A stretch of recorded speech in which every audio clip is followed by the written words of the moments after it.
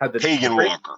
Yes, the brand new contract with the Sesame Street toys, and right. So it starts from China, and so obviously he's got manufacturing in China, but then Right. when this kind of walk us through like each stage of that process, how Sure. all the different vulnerabilities were popping up along the supply chain.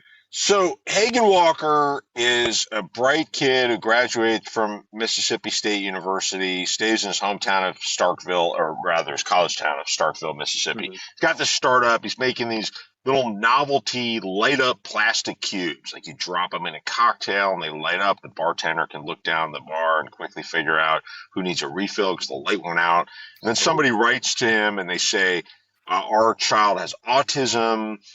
Bath time is just hellish. Our child is overwhelmed by the sound of rushing water, and we dropped one of your cubes in, and he's transfixed. This is fixed. So this turns into a whole new business. These light up bath toys, and Hagan Walker's company Glo has just gotten this contract to make Elmo themed bath toys for Sesame Street.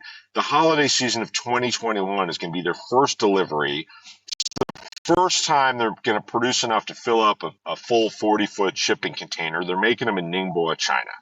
And it's early 2021, and they discover, first of all, they can't get enough plastic because the Chinese government has quite understandably prioritized plastic for the use of things like medical devices and ventilators. And then they are able to get plastic, but then there are worker shortages because China's still dealing with quarantine. Migrant workers go home for the Lunar New Year holiday. They don't come back.